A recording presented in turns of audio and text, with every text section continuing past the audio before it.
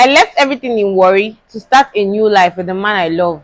But instead of peace, I met pain. His family accused me of stealing, and what my husband did next broke me. Hey fam, welcome back to my channel. If you're new here, this is a space where we read real life stories and give real life advice. These stories surround family issues, married pressure, friendship issues, heartbreak, betrayal, name it. Today's story will get you super angry, but calm down, calm down. Let's read it together, guys. So she said, "Dear Debbie, I met this man around where I had my boutique in Warri. He stayed close to my boutique then.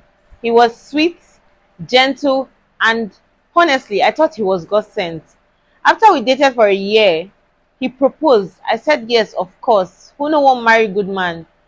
After our wedding, he said we should move to his hometown in Abia, that he had businesses there and wanted to settle there. I loved him, so I followed. I packed my load from Warri and followed the man enter village. And it was even his family house where his parents and siblings lived, though the flats were different, but in one compound. I tried to be the perfect wife. I was sweeping, cooking, helping his mom, even washing clothes for his younger brother. I no complain, I just tried to blend.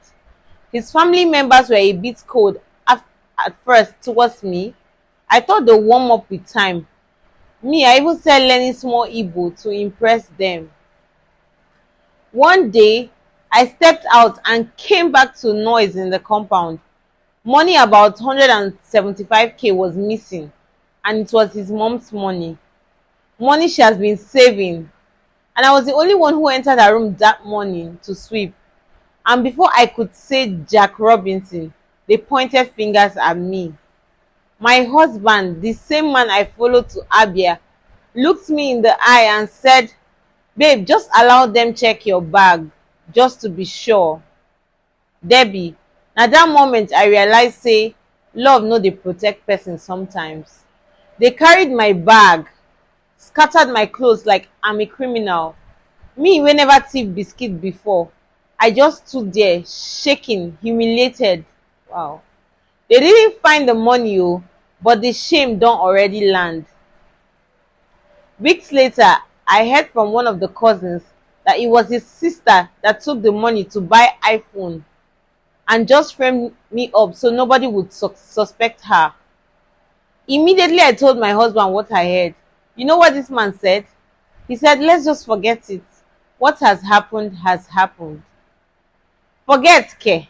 As in, after you watch them disgrace me publicly, from that day I knew I didn't have a husband. I started planning my exit quietly.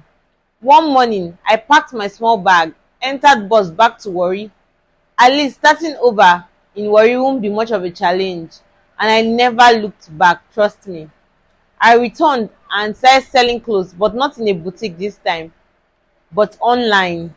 I restarted my life and began again. Nobody called to apologize, nothing.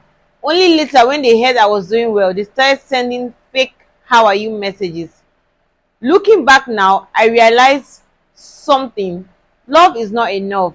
If your partner cannot defend you in public, my sister, he is not your partner. I sacrificed too much for a man who couldn't stand for me when I needed him most. Till today, I still ask myself, what would have happened if I didn't leave him? Would they have tried worse? Thank God I escaped with my sanity.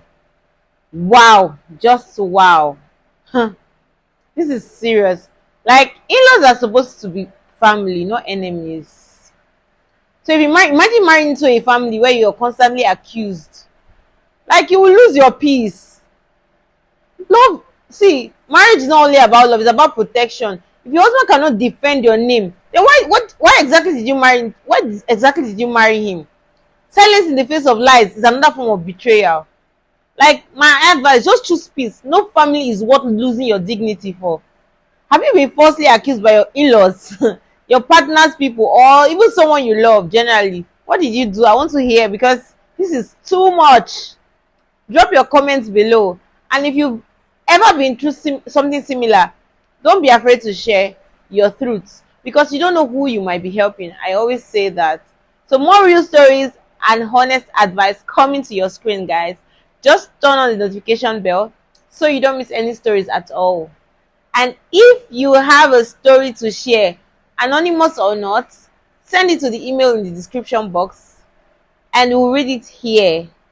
This is Dear Debbie, guys, where every story has a voice. Thank you for watching. See you in the next episode. Bye, guys.